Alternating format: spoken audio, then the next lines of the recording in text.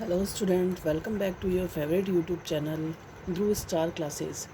जैसा कि पिछली क्लासेस में हमने बीए सेकेंड ईयर के फर्स्ट पेपर की सेकंड और थर्ड यूनिट कंप्लीट वीडियोस कर लिए थे, लेकिन फर्स्ट यूनिट हम किसी कारणवश नहीं कर पाए थे। इसीलिए मैं आपके लिए लेके आई हूँ सेकेंड ईयर की फर्स्ट पेपर की फर्स्ट यूनिट, जिसमें पहला चैप्टर रहेगा आपके मध्यकालीन भारतीय इतिहास को जानने के स्रोत। जैसा कि आपको पता है, मध्यकालीन भारत का जो टाइम पीरियड है वो 1206 से लेके 1740 ईस्वी के मध्य माना जाता है। और इस इतिहास को जानने के लिए हमें साहित्यिक स्रोतों का सहारा लेना पड़ता है, और इन्हीं साहित्यिक स्रोतों को दो पार्ट्स में विभाजित किया जाता है, एक सल्तनत कालीन और दूसरा मुगल कालीन। तो पहले हम सल्तनत कालीन भारतीय इतिहास के स्रोतों का चर्चा करेंगे, जिसकी पहला ग्रंथ रहेगा चचनामा, जो कि मौलिक रूप से अरबी भाषा में लिखा गया ग्रंथ है और इसका फ़ारसी में अनुवाद मोहम्मद अली खुफी ने किया था। इसमें अरबों के द्वारा सिंध विजय का इतिहास मिलता है और इसी कारण इसे तारीख़ ए हिंद भी कहा जाता है। अगला जो ग्रंथ है वह है तारीख़ ए मसूदी। इसमें महमूद गजनवी तथा मसूद का इतिहास मिलता है। नेक्स्ट अलबरूनी द्वारा लिखित ग्रंथ है तारीख़ उल हिंद। इस ग्रंथ में इन्होंने दो संस्कृत ग्रंथों का अनुवाद किया था। इन्होंने भारत में रहकर हिंदू धर्म दर्शन का अध्ययन किया था।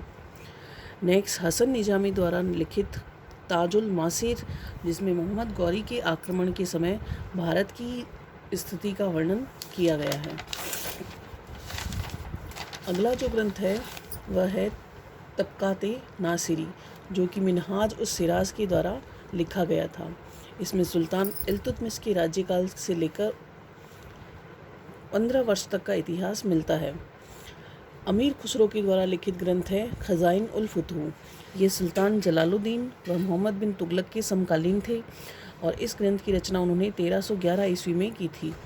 अलाउद्दीन खिलजी की विजयों का उल्लेख इस ग्रंथ में मिलता है। इसके अतिरिक्त अमीर खुसरो की अन्य रचनाएं भी है नौसिपिर, तुगलकनामा, मिफ्ता उल फुतूह और देवल रानी। ये ग्रंथ भी अपने ऐतिहासिकता के लिए प्रसिद्ध माने जाते हैं। अगला ग्रंथ है किताबुल रहला, जो कि इब्न बतूता के द्वारा लिखित है। इब्न बतूता जो कि मोरक्को के यात्री थे और यह मोहम्मद तुगलक के शासनकाल में भारत आए थे। इन्होंने अपने यात्रा वृत्तांत में भारत की भौगोलिक स्थिति का वर्णन किया था। नेक्स्ट ग्रंथ है जियाउद्दीन बर्नी के द्वारा लिखित तारीख़ ए फ़िरोज़ शाही। इसमें महमूद तुगलक व फ़िरोज़ तुगलक के शासनकाल का वर्णन किया गया है। नेक्स्ट है तारीख़ ए मुबारक शाही, या हया बिन अहमद अब्दुल्ला सरहिंदी के द्वारा लिखित ग्रंथ है। इसमें मोहम्मद गौरी से लेकर शैयद वंश तक के इतिहास की जानकारी मिलती है। अगला ग्रंथ है तारीख़ ए सलातिन ए अफ़गानी, जो कि अहमद यादगार के द्वारा लिखा गया है। इसमें लोदी व मुग़लों के बारे में जानकारी मिलती है। ये रहे हमारे मुग़ल कालीन साहित्यिक स्रोत। अब तक हमने सल्तनत कालीन साहित्यिक स्रोतों की चर्चा की थी, अब हम करेंगे मुग़ल काल के साहित्यिक स्रोतों की चर्चा। मुग़ल काल, जिसका टाइम पीरियड माना जाता है 1226 से लेके 1740 तक, तो इस काल में लिखे गए स्रोत ज़्यादातर फ़ारसी भाषा में थे और कुछ तुर्की व अरबी भाषा में भी लिखे गए थे। इसका पहला ग्रंथ माना जाएगा बाबरनामा, जो कि मुग़ल साम्राज्य का संस्थापक भी माना जाता है। यह बाबर की आत्मकथा थी, जो कि तुर्की भाषा में लिखी गई थी और इसका फ़ारसी में अनुवाद शेख जेन वफ़ाई खुफी ने किया था, जो कि बाबर का मित्र था। फ़ारसी से अंग्रेजी भाषा में इस ग्रंथ का अनुवाद मिसेज वेब्रिज के द्वारा किया गया था। अगला ग्रंथ है तारीख़ ए रसीदी, जो कि मिर्ज़ा हैदर के द्वारा लिखा गया। इस रचना में बाबर व उसके पूर्वजों से संबंधित घटनाओं का विवरण मिलता है। नेक्स्ट ग्रंथ है हुमायूं नामा, जो कि गुलबदन बेगम के द्वारा लिखा गया। गुलबदन बेगम जो कि हुमायूं की बहन थी और इसीलिए उसने इस ग्रंथ में हुमायूं से संबंधित प्रत्यक्षदर्शी घटनाओं का वर्णन किया है और ऐसा माना जाता है कि हुमायूं की कमज़ोरियों पर इस ग्रंथ में पर्दा डाला गया, क्योंकि वह उसकी बहन थी तो उसकी कमज़ोरियों को उसने इस ग्रंथ में उजागर नहीं किया है। नेक्स्ट ग्रंथ है कानून-ए-हुमायूं, जो कि गयासुद्दीन मोहम्मद खोंदमीर के द्वारा लिखा गया। यह खोंदमीर बाबर व हुमायूं के दरबार के प्रतिष्ठित विद्वान थे और हुमायूं के आदेश पर ही इसी ग्रंथ की रचना की गई थी। अगला ग्रंथ है अकबरनामा, जिसकी रचना अबुल फजल के द्वारा की गई।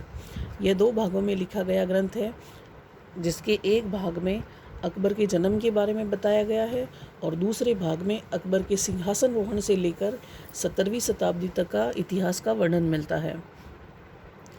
अगला ग्रंथ भी अबुल फजल के द्वारा लिखित है, जो कि आईन अकबरी के नाम से जाना जाता है। इस ग्रंथ में अकबर के वास्तविक कार्यों पर प्रकाश डाला गया था। नेक्स्ट है मुंतखाब उत-तवारीख, ये अब्दुल कादिर बदायूनी के द्वारा लिखा गया ग्रंथ है। यह ग्रंथ 3 भागों में लिखा गया था। इसके पहले भाग में दिल्ली के सुल्तानों का वर्णन है, दूसरे भाग में अकबर के शासनकाल का वर्णन है और तीसरे भाग में मुसलमानों के संतों का वर्णन है। नेक्स्ट है तुजुक-ए-जहांगीरी, यह स्वयं जहांगीर की आत्मकथा है, जिसकी रचना जहांगीर ने की थी और बाद में इस ग्रंथ को मोहम्मद खान ने पूरा किया था। और जहांगीर की आत्मकथा अनेक प्रतिलिपियों में अनेक नामों से विभिन्न स्थानों पर मिलती है। नेक्स्ट रचना है बादशाहनामा। ये रचना 3 लेखकों ने लिखी है। बादशाह नाम से अलग अलग लेखकों के द्वारा लिखी गई 3 रचनाएं हैं, जिसके पहले रचनाकार रहे थे मोहम्मद अमीन कजवीनी, ये राजकीय इतिहासकार रहे थे, और अगले रहे थे अब्दुल हमीद लाहौरी, और नेक्स्ट है मोहम्मद वारिस। ये 3 लेखक थे जिन्होंने बादशाह नाम से अलग अलग 3 ग्रंथों की रचनाएं की थी। शाहजहाँ ने अपने शासनकाल के 8वें वर्ष में अपने राज्य का इतिहास लिखने का आदेश दिया था और इस बादशाहनामा ग्रंथ में शाहजहाँ के प्रारंभिक 10 वर्षों की जानकारी मिलती है। नेक्स्ट है स्टोरिया डी मोगोर, जिसकी रचना निकोलो मनुची के द्वारा किया गई थी। निकोलो मनुची जो कि वेनिस नगर के रहने वाले थे और इनका जन्म 1637 ईस्वी में इटली के वेनिस नगर में हुआ था। इस ग्रंथ की रचनाकार 1699 से 1705 ईस्वी तक माना जाता है। यह एक यात्रा वृत्तांत है जो कि मनुची के द्वारा किया गया था और ये यात्रा वृत्तांत दिल्ली से लेकर शुरू हुआ था। इस ग्रंथ में शाहजहाँ का संक्षिप्त इतिहास मिलता है और मुगलों की शासन व्यवस्था की संपूर्ण जानकारी मिलती है। इस ग्रंथ में हिंदू राज्यों की शासन व्यवस्था का भी उल्लेख किया गया है, जो कि शाहजहाँ के समकालीन रहे थे। नेक्स्ट है travels in the Mughal empire. यह बर्नियर के द्वारा लिखित ग्रंथ है। बर्नियर का जन्म 1630 ईस्वी में हुआ और इस ग्रंथ की रचना इन्होंने की थी। यह 1658 ईस्वी में भारत आए थे और यहाँ लगभग 12 वर्ष रहे थे। इन्होंने शाहजहाँ के शासनकाल और उनके उत्तराधिकारी संघर्ष तथा मुगलों की सामरिक व्यवस्था का वर्णन किया था। ये रहे हमारे साहित्यिक स्रोत जो कि सल्तनत काल और मुग़ल काल की जानकारी हमें देते हैं।